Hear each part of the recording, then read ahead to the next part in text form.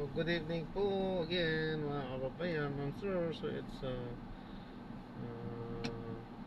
May 5, 2024 pa rin. So nandito pa rin tayo sa may Makati. So nandito rin sa may Chino Roses Avenue. Papunta tayo sa may Arnaiz Avenue. Doon yan sa may San Lorenzo Place Rotonda. Diyan yan sa may Bill Air Makati. Okay, so magbabalik tayo maya-maya onte kapag nakuha na po natin yung ating mission. So disclaimer lamang po, turn right at the kalsada traffic po light. yung content natin at hindi po ang passenger. Kaya naman sakaliman po makarinig po kayo mga pangalan ng lugar, pangalan po ng tao, mga pangalan po ng organizations, government or private organizations man yan, ay wala pong kinalaman ng channel nito at wala pong pinapatungkulan. Lahat po ng pinag-usapan dito ay bawang dito lang po yan sa loob at wala pong pinapatungkulan po sa labas. Sa kaliwan po na marinig nyo yung mga pangalan tulad din ng pangyayari sa inyong mga buhay, hindi po kayo pinapatungkulan kundi ba po siya na isang kahanong tulad lamang, sapagkat marami naman po magkakahanong tulad ng mga pangyayari sa buhay. Mga pangalan po ng lugar at lalong-lalo na ng pangalan po ng tao. So magbabalik po tayo mamayang unti kapag nakuha na po natin sila. So kaway-kaway, ako po ito, ayan po, this is Jump po. In 100 meters, turn left onto Estasian Street towards Don Bosco, C. Rosas Avenue. Ako po gumagawa nito. Okay po. So magbabalik po tayo mamayang unti kapag andoon na po tayo at nakuha na po natin ang ating mission. Ayan, so hindi dumating yung ating pinuntahan dyan sa may Chino Roses na yan. So no choice po tayo kapag hindi dumating. So kaya sayang naman yung oras natin pag-antay at sayang gasolina. So kailangan i-cancel. Okay. So yan, maraming salamat po sa panonood. Hanggang sa muli, ingat at God bless po everyone. Paala po muna pa samantala, talagang antok na rin po ako. Ayan, pabagtas na rin po tayo. So nasa northbound na po tayo ng EDSA. So pabagtas na rin tayo ng Quezon City na rin po tayo. Pamunyos na tayo, Pamonumento, sapagkat antok na rin po ako. Ay, siyempre, ayan, dadaan pa ako pala, nakakain din dahil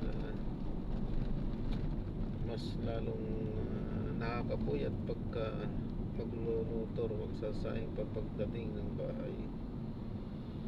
So kain na lang ako dito sa labas. Ito hindi maganda pagka palaging kumakain sa labas. Siyempre yung safety ba, safety natin medyo tagilid tayo. Okay, so yan at binabagtas na natin itong kahabaan ng EDSA.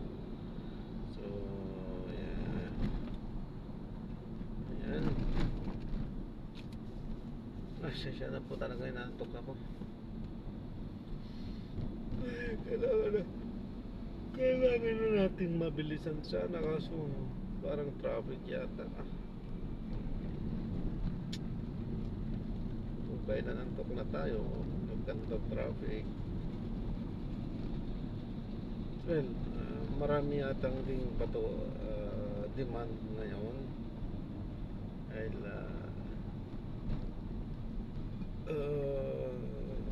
ang dami nating tinanggihan dahil taliwa or iba po sa mga direksyon na ating mga pupuntahan. Well, okay tayo, anywhere po tayo kapag maaga pa, pero pagka itong gabi na at binabarak din yung buhay, so hindi na tayo kumukuha ng papalayo pa. Kung meron pa sanang papalapit doon sa ating uuwian, kukunin natin yan. Kaso wala eh, ano magagawa natin? Puro mag-open ng application kaysa batuhan tayo ng batuhan na palayo naman sa ating destination. Bababa pa yung ating ratings, ang acceptance ratings natin dahil sa hindi natin na pagtangkap ng binabato sa ating mga booking. So yan, maraming salamat po sa panonood. Hanggang sa muli, ingat at God bless po everyone. Paalam po muna pansamantala po.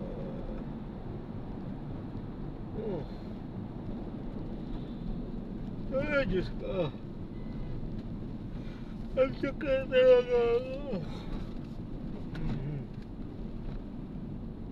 Ayan. Kaya pa naman mag-drive. So, pinapagtas na nga natin itong nasan pa tayo. Bandang Makati pa rin tayo. Teka, saan na ba tayo?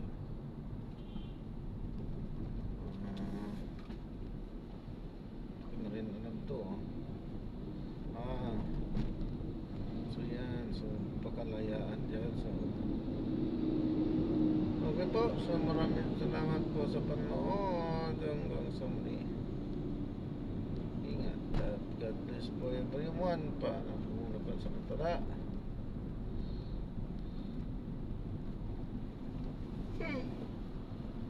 Ay, Diyos ko. Sana walang traffic sa mga dadaanan natin na dahil kailangan na natin makauwi.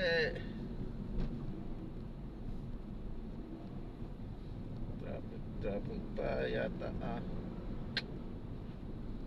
Tatagal na tayo, tatagal nito.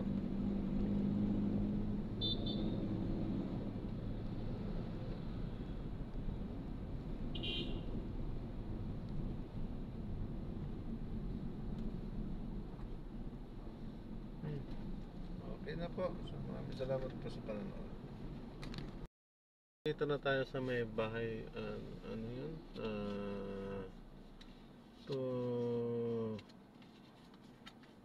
Basta dito na tayo sa Project 8. So, yun, kakain muna tayo. So, paalam mo muna pansamantala. God bless po.